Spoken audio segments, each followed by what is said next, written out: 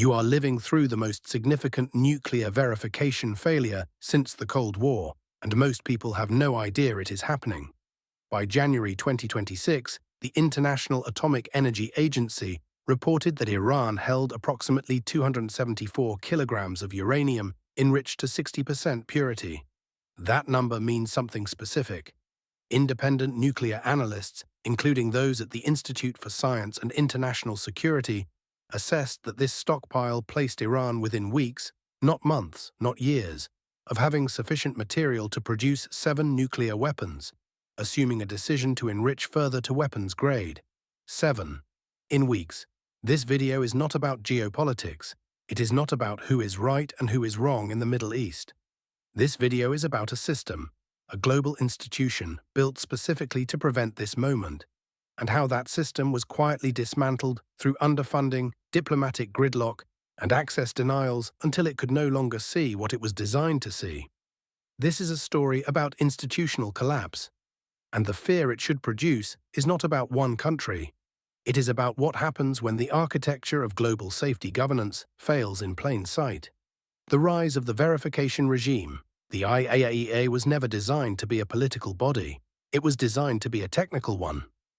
After the nuclear proliferation scares of the 1970s and 1980s, the international community invested in a system of declared site inspections, material accounting, and continuous monitoring that represented, for its time, a genuine engineering achievement of global governance. Iran joined that framework under the Nuclear Non-Proliferation Treaty. For decades, however imperfectly, the inspection regime provided a baseline of visibility.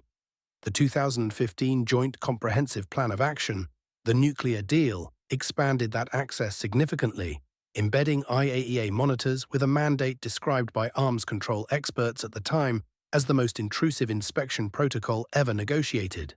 Then, between 2018 and 2021, that architecture began to erode. The United States withdrew from the JCPOA in 2018. Iran responded by progressively stepping back from its commitments. Enrichment levels rose, access narrowed, and the budget allocated to replace lost monitoring capacity did not keep pace with the expanding verification challenge. 274 kilograms of 60% enriched uranium. No credible civilian application identified by the IAEA. The cracks. In September 2023, Iran took a step that arms control analysts described as qualitatively different from prior restrictions. The Iranian government blocked 14 IAEA inspectors from operating inside the country. These were not random personnel. They were experienced monitors with institutional knowledge of the facilities they had been watching. Their removal created, in the IAEA's own language, monitoring gaps across 43 declared sites. That restriction remained partially in effect through 2026. Think about what that means in practice. You have a facility expanding its enrichment capacity. Fordow and Natanz together grew by an estimated 60% between 2022 and early 2026, according to Institute for Science and International Security assessments published in February 2026, and the inspectors with the deepest knowledge of those facilities are no longer permitted inside the country. The agency is being asked to verify an accelerating program with a diminished team and restricted access. And what did the international community do? It called emergency sessions. In 2024 and 2025, 3 rounds of emergency IAEA Board of Governors sessions were convened. 3 separate moments where member states sat in that chamber in Vienna and were presented with the evidence. On each occasion, Russia and China blocked punitive referrals to the UN Security Council. No binding resolution was passed, no enforcement mechanism was activated. The fear that should settle in here is not the fear of a single decision made in Tehran. It is the fear of a system that held 3 votes and produced 0 outcomes. The architecture had not been destroyed. It had been paralyzed, which may be worse. Here is what changes everything. The IAEA's annual budget for Iran-specific monitoring operations was estimated at under $50 million US, 50 million, against what Director General Rafael Grossi publicly described as a verification challenge unprecedented in the agency's 60-year history. To put that in context, $50 million is approximately the cost of one mid-size commercial aircraft. That is the annual funding assigned to monitoring the most consequential nuclear verification problem on Earth. This is not a geopolitical failure. This is a governance and financial failure. The international community built an institution, asked it to perform an expanding and increasingly difficult task, and then declined to resource it proportionally to that task. The IAEA did not fail because its people failed. The technical staff produced reports of exceptional clarity. Grossi appeared before cameras repeatedly and described, in measured institutional language, precisely how serious the situation had become.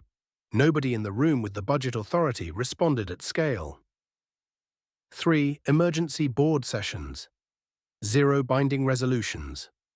0 enforcement actions. The collapse of visibility. By early 2026, the combination of factors had produced something analysts at the Arms Control Association described as a verification black hole. Enrichment capacity had grown. Inspector access remained restricted. The diplomatic path to enforcement was blocked at the Security Council, and the financial resources available to compensate for lost access through technical monitoring, satellite analysis, environmental sampling, open-source intelligence integration remained structurally underfunded. The program did not become invisible overnight. It became invisible incrementally. Each access denial was documented. Each budget shortfall was noted. Each blocked resolution was recorded. The record exists in extraordinary detail.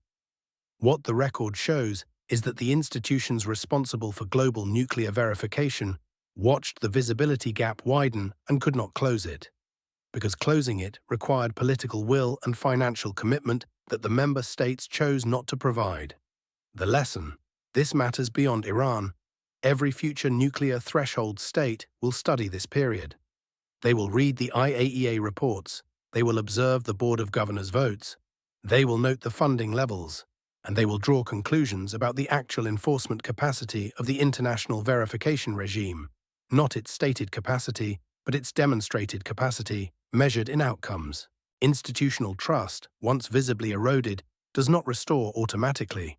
The verification architecture that prevented nuclear proliferation for decades was built on a credible threat of detection and consequence.